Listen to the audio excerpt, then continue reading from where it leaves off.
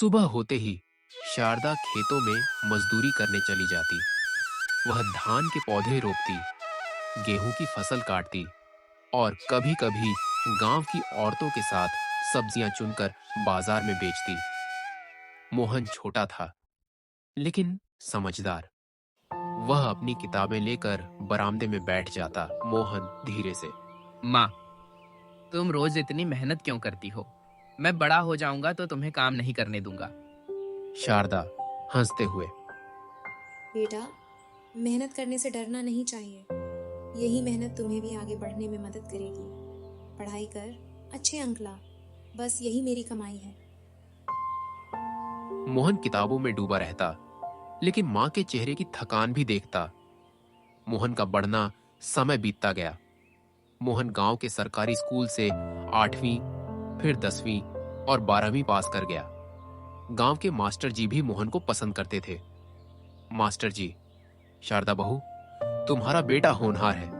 अगर इसे शहर भेजोगी तो बड़ा आदमी बनेगा।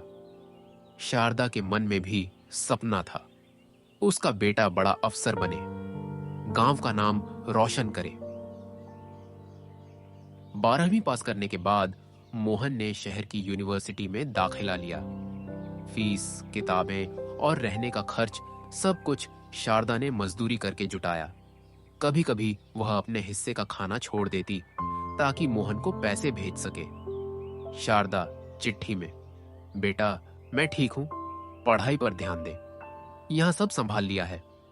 मोहन पढ़ाई में इतना अच्छा था कि कॉलेज के प्रोफेसर भी उसकी तारीफ करते।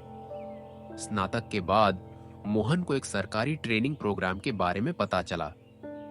इसमें चुने गए अभ्यर्थियों को अफसर बनने का मौका मिलता था, लेकिन उसके लिए 10,000 रुपये जमा करने थे। मोहन ने मां को चिट्ठी लिखी।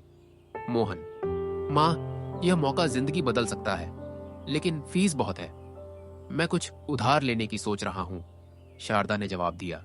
शारदा, बेटा चिंता मत कर, भगवान सब करेगा। शारदा के पास एक ही कीमती चीज थी, शादी का सोने का मंगलसूत्र।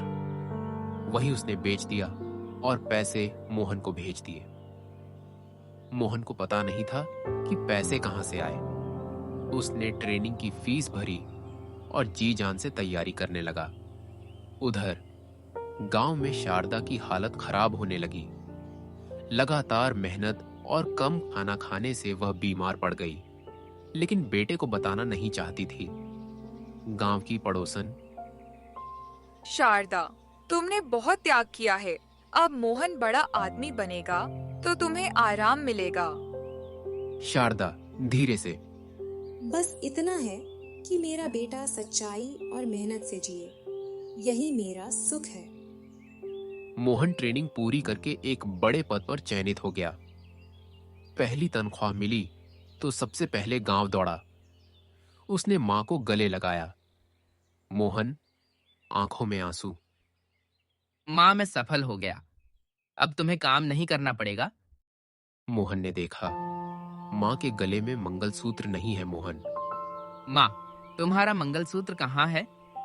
शारदा मुस्कुराई। शारदा, बेटा, गहनों से ज्यादा कीमती तेरी पढ़ाई थी। मैंने जो किया अपने कर्तव्य के लिए किया। अब तू अपने कर्तव्य निभा। मोहन की आंखें भर आईं। उसने मां के पैर छुए और वादा किया कि अब मां को कोई तकलीफ नहीं होने देगा। मोहन ने मां को शहर बुला लिया, उसका इलाज करवाया। धीरे धीरे शारदा स्वस्थ होने लगी। मोहन ने गांव में स्कूल, अस्पताल और महिला सिलाई केंद्र खुलवाए।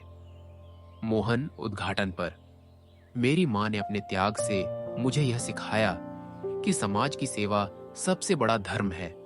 यह स्कूल उनकी याद में है। गांव के लोग भावुक हो गए। शारदा अब खुश थी। उसने मोहन से कहा, बेटा, मेरी सिर्फ यही दुआ है कि तू ईमानदारी और सेवा के रास्ते पर चलता रहे। यही सबसे बड़ा पुरस्कार है। मोहन ने कहा, माँ, तुम्हारा त्याग मेरी जिंदगी की सबसे बड़ी पूंजी है। मैं इसे कभी नहीं भूलूंगा। समय के साथ शारदा वृद्ध हो गई। एक दिन उसने मोहन का हाथ पकड़कर कहा, मैंने जो सपना देखा था वह तुमने पूरा कर दिया। अब मेरा मन शांत है। मोहन की आंखों में आंसू थे।